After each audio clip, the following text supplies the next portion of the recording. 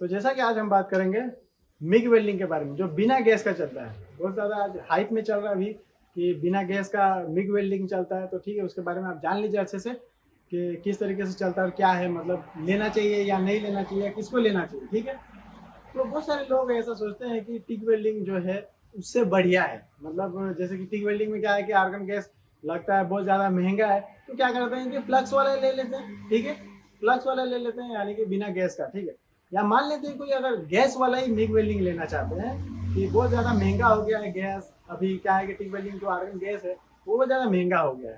तो बहुत सारे आदमी लोग सोच रहे हैं कि मतलब मिग में शिफ्ट हो जाते हैं एसएस का काम करने के लिए। मैं बोल रहा हूँ एमएस का नहीं, एमएस में तो आराम से चलता है मिग वाला, और जो फ्लक्स वाला मिग वेल्डिंग आता है जो बिना गैस का, वो भी अच्छा चलता है। ठीक है, लेकिन जो एसएस का बात है, यानी कि एसएस में मिग वेल्डिंग या फ्लक्स वेल्डिंग कैसा रहेगा या क्या है, मतलब किस तरीके से काम करेगा नहीं करेगा, उसके बारे में बात करेंगे। तो चलिए वीडियो शुरू करते हैं।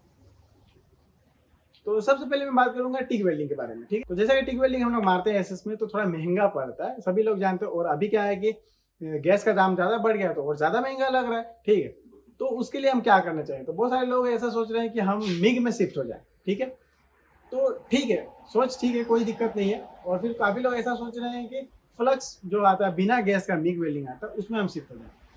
तो ठीक है, आप शिफ्ट हो सकते हैं, कोई दिक्कत नहीं, लेकिन पहले आप जान लीजिए कि क्या खर्चा है नहीं है। मतलब अगर मान लेते हैं आर्गन से आप मिग में मतलब जाते हैं, मिग में आप शिफ्ट होते हैं, तो कितना फर्क पड़ेगा आपको।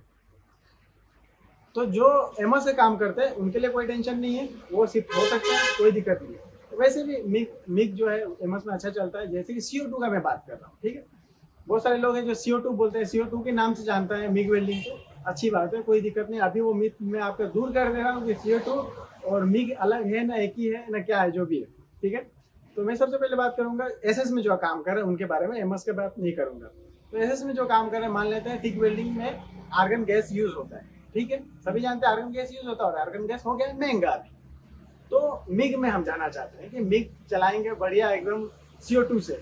ठीक है, क्योंकि वो CO2 वेल्डिंग है, सभी जानते हैं कि CO2 कहा जाता है उसे, मिग वेल्डिंग को CO2 कहा जाता है, CO2 से चलता है। बहुत अच्छी बात है, चलता है। ठीक है, लेकिन आपको लगता है कि एसएस में भी CO2 से वेल्डिंग हो जाएगा, तो ऐसा नहीं है। ठीक है, इतना जान लीजिए, अगर आपको एसएस में वेल्डिंग करना है, चाहे आप टिक वेल्डिंग से करिए या मिग वेल्डिंग से करिए, जो CO2 कहते हैं, गैस जो लगने वाला है वो आपको आर्गन ही लगने वाला है। ठीक है, तो काफी लोग ऐसा बोलेंगे कि कैसे ऐसा हो सकता है। हमने देखा है, मैंने देखा है कि मतलब जो CO2 वेल्डिंग है वो CO2 से ही चलता है, या CO2 गैस लगता है मिग वेल्डिंग मारने के लिए। लगता है बस एमएस में लगता है, ठीक है, एसएस में नहीं लगता है। तो ये गलती आप भी मत करिएगा कि CO2 मशीन लेके आ जाएंगे तो CO2 से टिक वेल्डिंग चलेगा, ऐसा कुछ नहीं है।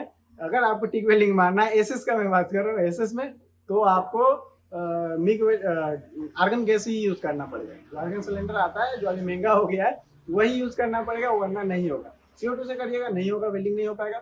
हाँ, रेडी मिक्स गैस जो आता है, जो मिक्सर गैस आता है, वो आप यूज कर सकते हैं कहीं ना कहीं, लेकिन कई जगह ऐसा है कि जो रेडी मिक्स गैस है वो आर्गन से भी ज्यादा महंगा है, क्योंकि हर एक लोग यूज नहीं करते, बट जहाँ यूज होता है वहाँ सस्ता है, थोड़ा कम पड़ता है, तो आप वो यूज कर सकते हैं।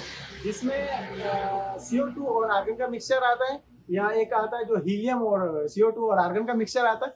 ये अलग अलग टाइप के मिक्सचर जो आते हैं वो आप यूज कर सकते हैं स्टील में। लेकिन आपको लगता है कि CO2 ले लेंगे और आराम से मारेंगे, CO2 का तो दाम कम है, एसएस में मारेंगे तो ऐसा नहीं है, वेल्डिंग नहीं होगा। एसएस में मारने के लिए आपको आर्गन ही गैस यूज करना होगा या रेडी मिक्स गैस यूज करना पड़ेगा। अब बात है बिना गैस का मिग वेल्डिंग का। ठीक है, तो बिना गैस का मिग वेल्डिंग नहीं है। ठीक है, आपको लगता है मिग वेल्डिंग बिना गैस का चलता है, तो ऐसा नहीं है। वो फ्लक्स जो होता है ना, जैसे कि फिलर वायर उसका जो आता है बिना गैस का होता है, सेम ही दिखता है, सब कुछ सेम है, लेकिन उसके जैसा नहीं है। जैसे कि वो वेल्डिंग करके देगा, स्ट्रॉन्ग होगा, अलग अलग चीजें, वैसा नहीं होता। जिस आर्क समझ लीजिए, आर्क से जो वेल्डिंग कर रहे हैं समझ लीजिए, बस वो आर्क के बस फिलर वायर है जो है, वो फिलर वायर जैसे गला के दिया जाता है वैसे ही, मतलब समझ लीजिए वो आर्क जैसा होगा। क्योंकि जो फिलर वायर होता है उसमें फ्लक्स का यूज होता है, तो उसे फ्लक्स कोर वेल्डिंग मशीन कहा जाता है, या फ्लक्स कोर वेल्डिंग कहा जाता है। ठीक है, वो मिग नहीं है, उसे मेग कहे जाते हैं। मिग और मेग में बहुत फर्क है, तो इतना याद रखिएगा। तो अगर आप वो एसएस में यूज करना चाहते हैं तो हो जाएगा। ठीक है, जैसे कि एसएस का फर्नीचर वगैरह बनाना चाहते हैं, 18-16 का यूज करना चाहते हैं, उससे कम का या उससे ज्यादा का नहीं करना चाहते, तो हो जाएगा, ऐसा नहीं है कि नहीं होगा। ठीक है, आप ले सकते हैं।